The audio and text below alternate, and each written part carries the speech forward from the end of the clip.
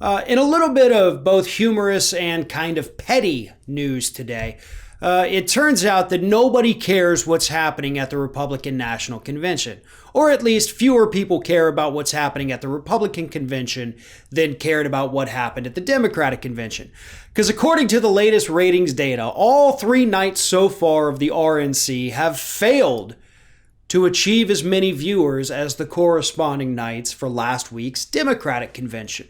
Night 1 saw about 3 million fewer viewers for the Republicans than the Democrats had. About 15.8 million for the Republicans, 18.8 for the Democrats.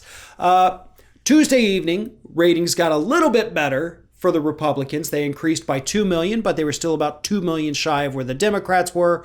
They went up by about 1 million on night 3, but they were still about 1 million fewer than the Democrats had. But here's the interesting part. It's not just that they're losing to the Democrats in the ratings game. They're also losing to themselves from 4 years ago, because every single night so far has failed to achieve the viewerships that the Republican convention got in 2016. Now that's pretty remarkable. It is one thing, obviously, to lose to the opposing political party. It's another thing to lose to yourself. Because it's the same convention, except it's just digital this time. You're nominating Donald Trump. Most people don't like him. And nobody wants to watch your stupid convention. It's a rerun at this point. A rerun of a bad reality show that we didn't even like the first time we saw it. And so you're showing it again. And you tried to get a little bit crazier this time, admittedly. You tried to beef it up for season 2. You brought in Nick Sandmann. You brought in the McCloskey, the St. Louis gun couple. You brought in Kimberly Guilfoyle to shout at us. You brought in what looked to be a coked up Don Jr., but it still wasn't enough to get those ratings up there.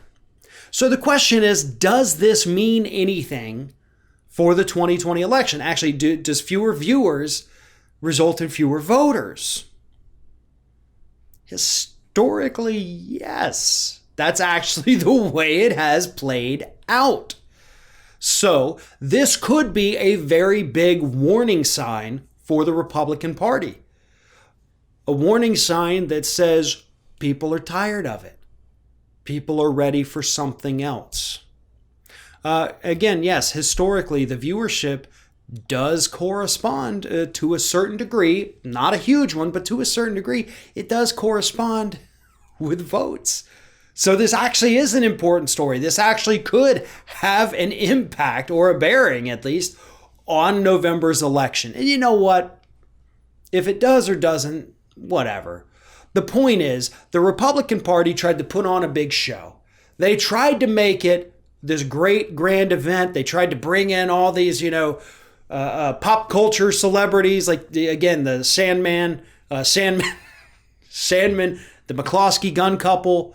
They thought, we're going to get at these cultural icons, and they got attacked by the fake news, and it's going to be great, and oh my God, why isn't anybody watching? Interesting little side note here. One of the reasons that the Republicans actually could be getting fewer viewers is because Fox News, not always running the convention in its entirety. MSNBC and CNN, they're running the entire convention. Fox News is cutting away a lot. And I wonder why that could be.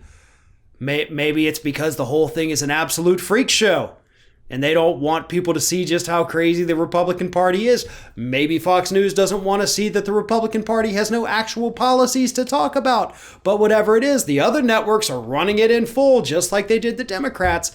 But Fox News keeps cutting away. And it's not because they don't like what they have to say. It's because they're trying to protect the Republican Party.